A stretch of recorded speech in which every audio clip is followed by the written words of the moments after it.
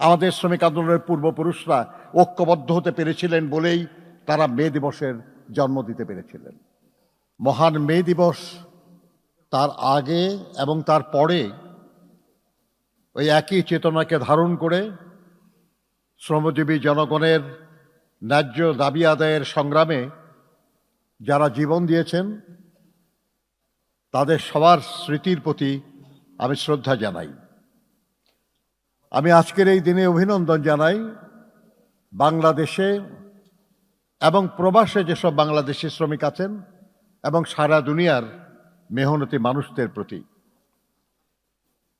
এই দিনটি শ্রমিক আন্দোলনের ইতিহাসে এক অনন্য দিন, কিন্তু এই দিনটিকে অর্জন করার জন্য একদিন বা 10 দিন বা 1 বছরের সাধনা ছিল না, এক লম্বা ইতিহাস। আমরা অনেকেই আজকাল ইতিহাস ঐতিহ্যকে ধারণ করতে চাই না, মনে করি খুব প্রয়োজন নাই। যা আমরা দেখছি, যা আমরা করছি, এটাই সবচেয়ে গুরুত্বপূর্ণ, এর বাইরে কিছু নাই। কিন্তু এটা ঠিক না।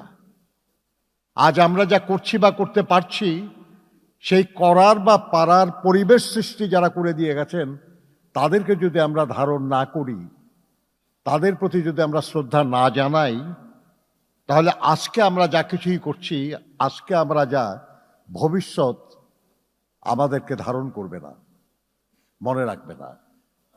বন্ধুরা আমি আমার বক্তব্যে বলছিলাম যে মে দিবসের আগে এবং পরে যারা এই আদর্শ বাস্তবায়নের জন্য জীবন দিয়েছেন, ইতিহাস সবকিছু লেখে না।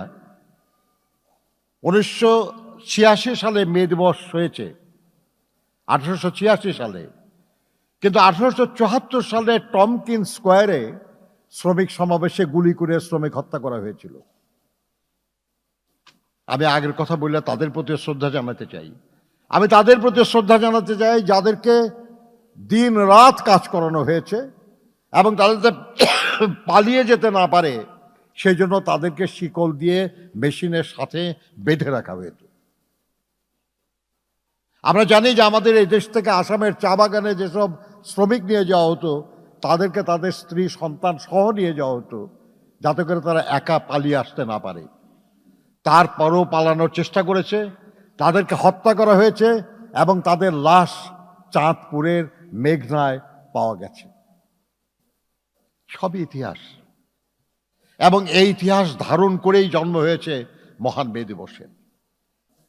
বন্ধুরা আমার, 1884 সালের 7ই অক্টোবর আমেরিকান ফেডারেশন অফ লেবারের নেতৃত্বে 8 ঘন্টা কাজের দাবিতে প্রায় 2 বছর পর 1886 সালের 1 মে সারা উত্তর আমেরিকায় ধর্মঘট আহ্বান করা হয়।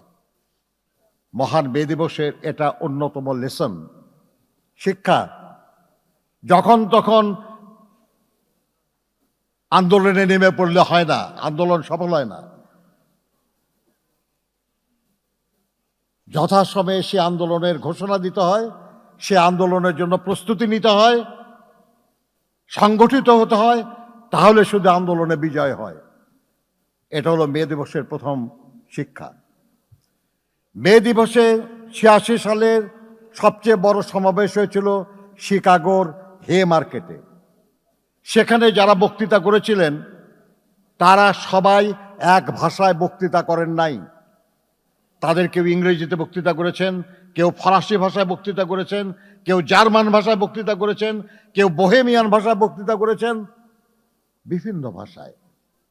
এটা মে দিবসের আর একটা শিক্ষা, যে শ্রমিকদের আন্দোলনে জাতি, ধর্ম, বর্ণ এটা বাধা হয় না, এটা নির্বিশেষে ঐক্যবদ্ধ হতে হয়।